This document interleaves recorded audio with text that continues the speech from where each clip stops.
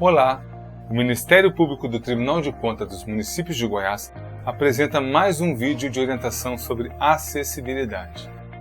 Hoje nós vamos continuar falando sobre o piso tátil, um tema que estamos abordando em 2 vídeos. Por isso, caso você não tenha assistido a primeira parte, não deixe de assisti-la. Sempre que houver algum elemento suspenso ocupando espaço em uma altura entre 30 cm e 2,10 m, há risco de acidente para deficientes visuais que não conseguem detectá-lo com o uso da bengala longa. Por isso, é preciso que haja sinalização tátil de alerta no piso a uma distância de 60 cm da projeção deste elemento no piso. Esta sinalização deve cobrir todo o entorno da projeção desse elemento e ser em formato retangular ou quadrado, com uma largura entre 25 e 60 centímetros. Quando o elemento suspenso for inclinado, a área de risco para deficientes visuais se estende até alturas de 2,10 m. Por isso, é preciso considerar toda a projeção do elemento desde o piso, e não só no entorno da sua base. É o que ocorre, por exemplo, com telefones públicos nas calçadas ou com postes de luz. É preciso tomar muito cuidado também com os elementos construtivos, utilizados para valorizar esteticamente os prédios e espaços públicos. Se houver uma projeção lateral igual ou superior a 10 cm em relação às paredes laterais, há riscos de acidente. Em todos esses casos, a sinalização de alerta vai permitir que o deficiente visual consiga contornar o obstáculo sem risco de colisão. Em frente a elevadores, balcões de informação, bilheterias e outros equipamentos ou serviços, também deve ser instalada sinalização de alerta. Ela tem a função tanto de alertar sobre a sua localização, quanto de indicar o posicionamento correto do usuário para o seu acionamento ou uso. Por isso, ela precisa ser instalada à frente de todos os equipamentos de interesse, mesmo que existam, por exemplo, vários elevadores ou várias bilheterias disponíveis.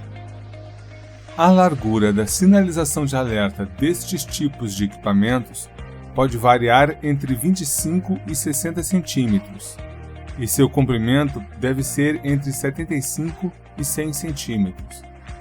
Ela também deve ser posicionada a uma distância entre 25 e 32 centímetros do equipamento de interesse. Já em elevadores e plataformas de elevação vertical, o comprimento da sinalização deve ser igual ao comprimento da porta desses equipamentos e estar perfeitamente alinhada a esta porta. As demais dimensões de largura e posicionamento são as mesmas descritas para os demais equipamentos. Deve haver sinalização tátil direcional em áreas de circulação onde seja necessária a orientação do deslocamento de pessoas. Essa sinalização deve seguir o mesmo fluxo de deslocamento de pessoas sem deficiência, para evitar o cruzamento de circulações, áreas de formação de fila e locais de espera. Segundo a NBR 16.537 de 2016, a sinalização tátil de alerta utilizada nas mudanças de direção deve ter a mesma cor da sinalização tátil direcional. Quando o piso do entorno do piso tátil for liso, é recomendado que a largura da sinalização direcional seja entre 25 e 40 centímetros. Porém, se o piso no entorno não for liso, além da sinalização tátil nesta mesma largura, é recomendado também o acréscimo de faixas laterais lisas com no mínimo 60 cm de largura. Essas faixas laterais têm a função de possibilitar a percepção do relevo da sinalização tátil do piso pelo deficiente visual. Deve ser deixada uma distância de pelo menos 1 metro entre a sinalização tátil direcional e as paredes, pilares e outros objetos. Quando houverem balcões de atendimento, bancos ou locais para aproximação ou permanência de pessoas, A norma estabelece uma distância mínima de 1,20 m.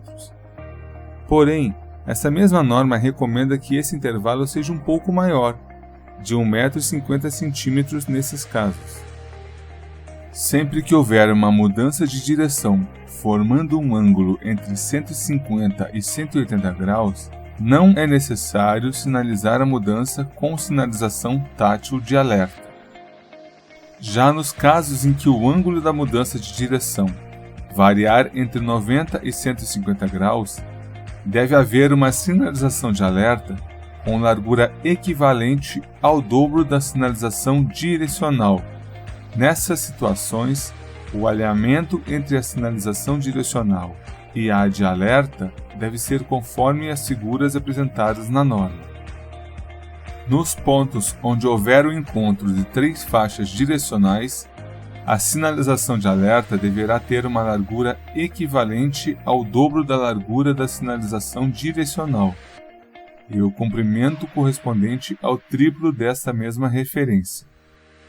Por último, nos casos de encontro de 4 faixas direcionais, a sinalização de alerta deverá ter largura e comprimento de 3 vezes a largura da sinalização direcional.